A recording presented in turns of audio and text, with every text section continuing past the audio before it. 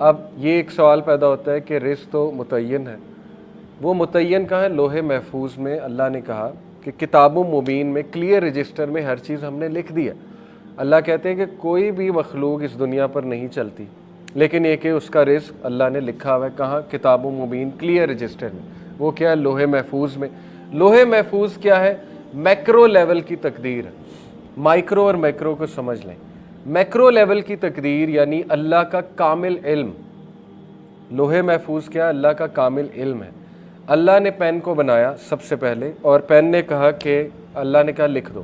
Pain نے کہا کیا لکھوں میرے رب؟ اللہ نے کہا جو کچھ ہونے والا ہے اے ٹو زی، جب سے بگننگ ہے بگننگ ٹل اینڈ لکھ دو۔ پین نے اللہ کے نالج کے بیسس پہ لکھ دیا۔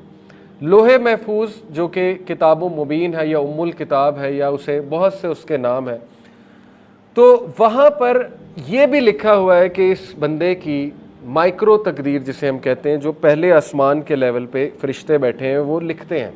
اللہ کے نبی صلی اللہ علیہ وسلم نے ان کو لکھتے سنا، کہا کہ جب میں جا رہا تھا معراج پہ تو مجھے پینز کی آوازیں آ رہی تھی، وہ لکھ رہے ہیں۔ وہ ہر وقت بیزی ہیں، ان کو انسٹرکشن 7ویں آسمان سے آتی ہیں، یہ لکھ دو، اب یہ لکھ دو۔ لیلۃ القدر کی رات جو ہے ان کو بتایا جاتا ہے یہ چیز چینج کرو، یہ ایڈیٹنگ کرو، یہ بندہ یہ دعا کر رہا ہے، نیک عمل کر رہا ہے۔ ڈیلی بھی وہ بیزی ہیں، ڈیلی ڈکری بھی ہوتی ہے، ہمارے اعمال پہ ڈیپینڈنٹ ہے۔ مثال کے طور پہ ہمیں آج ایک چیز ملنی تھی، ہمارے کسی گناہ کی وجہ سے رک جاتی ہے، اس کو کہتے ہیں تقدیر۔ اس کو کہتے ہیں کہ وہ چیز آپ کو گناہ کی وجہ سے نہیں ملی۔ یہ ہے گھٹنا کہ اللہ کہتے ہیں نا، اللہ جس کا چاہتا ہے رزق کشادہ کرتا ہے، جس کا چاہتا ہے گھٹاتا ہے۔ اصل میں کہاں گھٹ رہی ہوتی ہے یہ چیز؟ ڈیلی ڈکری میں، ایئرلی ڈکری میں بھی ایک سال کے اگلے میٹرز میں ہو سکتا ہے آپ کو کوئی چیز ملنی ہو، لیکن آپ کے کسی گناہ کی وجہ سے، آپ کے کسی چیز کی وجہ سے وہ چیز رک گئی۔ لیکن لوح محفوظ میں لکھا ہوا ہے کہ یہ چیز آپ کو ملنی، اس کی ٹائمنگ کیا ہے؟ یہ ڈیلی ڈکری، ایئرلی ڈکری فرشتوں کو بتایا جاتا ہے، پلس مائنس ہوتا رہتا ہے۔ آئی ہوپ کہ یہ ایک بڑا ٹیکنیکل اور بڑا کمپلیکس کانسیپٹ ہے، آئی ہوپ کہ آپ کو اس مثال سے سمجھ آ گیا ہوگا۔ تو اس میں کوئی کنفیوز ہونے والی بات نہیں، لوح محفوظ اللہ کا کامل علم ہے۔ میں ابھی یہ موبائل یوں پکڑ رہا ہوں، اللہ کو پتہ ہے، اسی لیے میں اللہ کی عبادت کرتا ہوں، اسی لیے میں پراؤڈ ہوں اللہ کا ورشپر۔ دیکھیں آج میں آپ کو کہوں کہ ایک ایسی ہستی ہے جس کو آپ کا غیب سب پتہ ہے، اے ٹو زی، آپ کا جو آپ نے کرنا ہے، ابھی آپ نے یہاں سے چل کے وہاں جانا ہے، وہ بھی اس کو پتہ ہے۔ آپ کہیں گے کون ہے؟ آپ تو بیعت کر لیں گے جا کے، آپ کہیں گے میں تو ملاؤ اس سے، کون ہے؟ یہی اللہ ہے، اللہ کے علاوہ کوئی نہیں ہے۔ غیب کا علم اللہ کے علاوہ کسی کو نہیں ہے، خزانوں کا علم اللہ کے علاوہ کسی کو۔ میری فیٹ اللہ کو پتہ ہے اور میں اس پہ پراؤڈ ہوں، اس میں کوئی چیلنج کرنے کی ضرورت نہیں ہے کہ یہ کیا، یعنی اللہ کو پتہ ہے نا۔ کچھ لوگ کہتے ہیں جی کہ اچھا اللہ کو پتہ ہے کہ آپ جہنمی ہیں یا فلانا جہنمی، تو پھر میرا کیا قصور؟ نہیں، ایسے ہم نے نہیں کرنا۔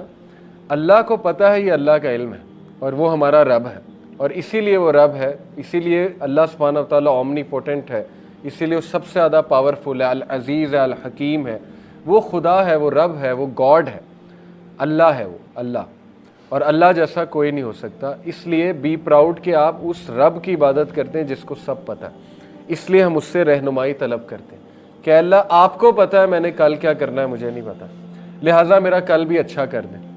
صحابہ ایسی دعائیں کیا کرتے تھے۔ حضرت عمر کہتے تھے کہ اے اللہ اگر آپ نے مجھے ریچڈ لکھا ہے، بدقسمت لکھا ہے، تو مجھے خوش قسمتوں میں شامل کر لے، مجھے بلیسڈ بنا دے۔ یہ دعا کتنی پسند آئی ہوگی اللہ کو۔ اس میں اکنالجمنٹ بھی ہے کہ اللہ میں تیرے کامل علم کی اکنالجمنٹ کر رہا ہوں کہ تجھے سب پتہ ہے، لیکن ریکویسٹ بھی کر رہے ہیں۔ اللہ کو یہ دعا کتنی پسند ہے، اور چینج ہوتی ہے، دعا سے چیزیں چینج ہوتی ہیں، لیکن اللہ کے علم میں ہے کہ یہ دعا بھی کرے گا اور چینج بھی ہوگی۔ اسی لیے توفیق بھی اس سے مانگنی چاہیے۔ یہ اس لیول کے کانسیپٹس ہیں کہ اگر ہماری نوجوان نسل اس کو سمجھ لیں تو اللہ سے وہ تعلق بنے گا کہ آپ سوچ بھی نہیں سکتے۔ اللہ سے کبھی جدا ہی نہیں ہوں گے، وہ ہر میٹر میں اللہ کو شامل کریں گے۔ جتنا آپ اللہ کو جانیں گے، آپ کا اللہ سے تعلق خوبصورت سے خوبصورت ہوتا جائے گا۔ تو ہم توفیق بھی اللہ سے مانگتے ہیں کہ اللہ یہ بھی آپ کو پتہ ہے کہ توفیق مجھے کتنی ہوگی، اس لیے مجھے زیادہ توفیق دے دیں، میں دعا کروں، مجھے ہاتھ اٹھانے کی توفیق دے دیں۔ ہر چیز ہم اللہ سے مانگتے ہیں، ہر چیز۔ اور دیکھیں کنفیوز ہونے کی کوئی ضرورت نہیں ہے، سمپل۔ جو بھی قرآن میں حدیث میں کانسیپٹس ہیں نا تقدیر کے، رزق کے، ان کو ہم نے کس روشنی میں دیکھنا ہے؟ سنت کی روشنی میں، کہ اس کی پریکٹیکل مینیفیسٹیشن کس شخص نے کی؟ رسول اللہ نے۔ پریکٹیکل مینیفیسٹیشن کیا ثابت ہوتی ہے سننا سے؟ سب سے زیادہ قرآن کسے سمجھ آیا؟ اللہ کے نبی کو۔ سب سے زیادہ اللہ کسے سمجھ آیا؟ اللہ کے نبی کو۔ انہیں کیسے سمجھ آیا؟ انہیں بھی پتا تھا رزق پری ڈیسٹنڈ ہے، پتا تھی یہ بات، انہیں بالکل پتا تھی، لیکن ان کا عمل کیا بتاتا ہے؟ ہجرت جب کی، ہر طریقہ اپنایا کہ نہیں اپنایا؟ راستہ ریسرچ کیا کون سا اچھا ہے؟ بالکل ریسرچ کی۔ بیک اپ پہ حضرت علی کو بیڈ پہ سلایا، بالکل سلایا، وہ طریقہ بھی اختیار کیا۔ راستے میں جو کھانے پینے کا بندوبست تھا وہ بھی کیا، بالکل کیا۔ ساری ریسرچ کی، بالکل کی۔ غزوہ خندق کی مثال لیں، بہت سی مثالیں ہیں، میں چند ایک دے رہا ہوں۔ اسباب اختیار کیے، بالکل کیے۔ سپائز کو، حضرت حذیفہ بن یمان کو ایز اے انٹیلیجنٹ سپائے، جو کہ بالکل جائز ہے، جنگ کے موقع پہ بنایا، بھیجا، سارا جو ہے وہ جا کر ان سے انفارمیشن ایکسٹریکٹ کروائی۔ اس کے بعد ایک پروپیگنڈا بھی جو ہے وہ جائز، جو پروپیگنڈا ہوتا ہے وہ بھی اختیار کیا کہ مشرکین کو اور جیوز کو آپس میں ذرا ان میں پھوٹ ڈالی جائے۔ وہ بھی آپ کو واقعہ یاد ہوگا، ایک صحابی کو بھیجا، اس نے جا کے، ان صحابی نے جا کے قریش کو کوئی بات کی، جیوز کو کوئی بات کی، جائز ہے جنگ میں، اور اس کو پروپیگنڈا کہتے ہیں، جائز پروپیگنڈا، وہ بھی اختیار کیا۔ دعائیں بھی کی، رو رو کے بہت دعائیں کی، ڈیلی جاگ کے دعائیں کرتے تھے۔